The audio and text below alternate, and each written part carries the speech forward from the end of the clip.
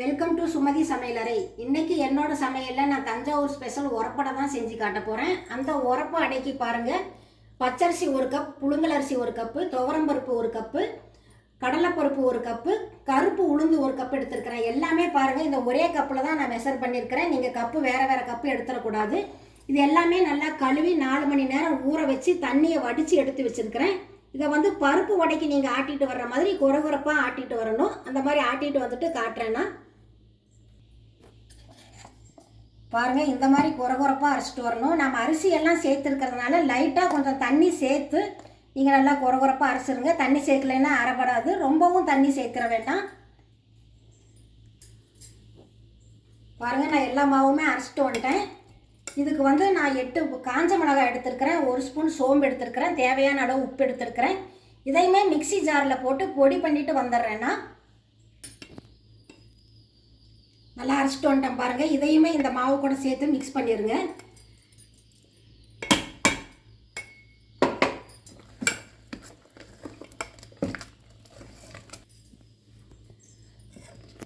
நான் பாருங்கள், உப்பு கொஞ்சம் கம்மியாக இருந்தது, உப்புமே சேர்த்து கலந்துட்டேன்னா நீங்களும் உப்பு செக் பண்ணி பார்த்துட்டு கொஞ்சம் சேர்த்திக்கோங்க. இது கூடவே பொடியாக கட் பண்ண கருவேப்பிலை, பொடியாக கட் பண்ணி வச்சுருக்கிற மல்லித்தலை, நான் சுரக்காய் பாருங்கள் பொடியாக கட் பண்ணி வச்சுருக்கிறேன், அதையும் சேர்த்துருங்க.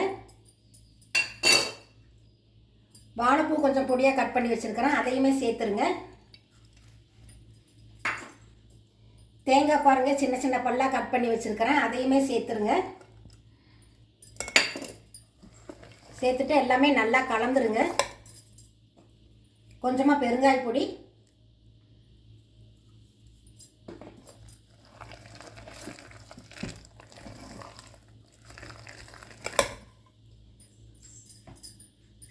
கொஞ்சமாக தண்ணி சேர்த்துக்குங்க, அதிகமாக வேண்டாம்.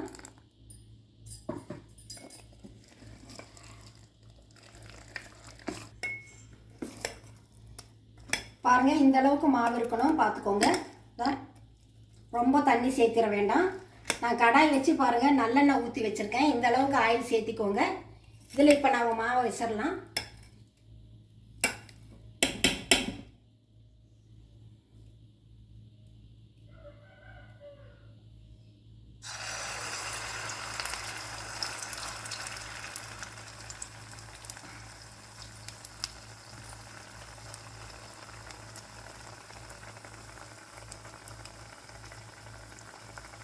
அடுப்பு வந்து மீடியம் ஃப்ளேம்லேயே இருக்கட்டும். ஒரு மூடி போட்டு மூடிடலாம். நாம் இப்போ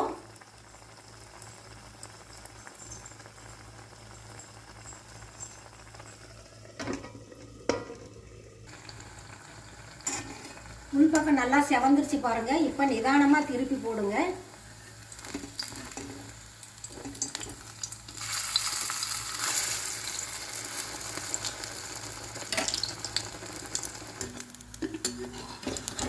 நல்லா 2 பக்கமுமே செவந்து வந்துச்சு பாருங்கள். இப்போ எடுத்துடலாம். நாம்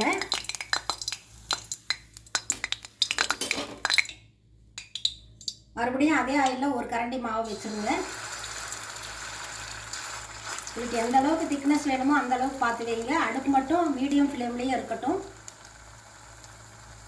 ஒரு 2 நிமிஷம் மூடி போட்டு வச்சிங்கன்னா வெந்துடும். திருப்பி போட்டுடலாம்.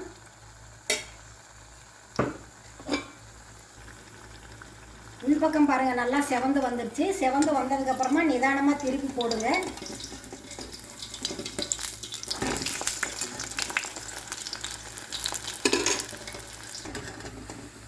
பாருங்கள், 2 சைடுமே நல்லா செவந்து வந்துடுச்சு.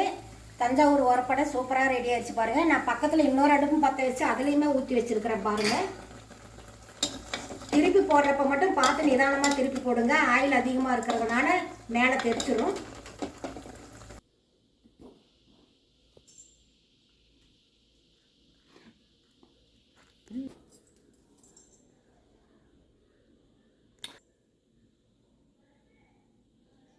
தஞ்சாவூர் உரப்படை சூப்பராக ரெடி ஆகிடுச்சு பாருங்கள். நீங்களும் இதே மாதிரி செஞ்சு சாப்பிட்டு பாருங்கள். மேலே நல்லா கிறிஸ்பாகவும் உள்ளே வந்து சாஃப்டாகவும் சூப்பராக இருக்கும். நான் இதுக்கு சட்னி ரெடி பண்ணியிருக்கிறேன்.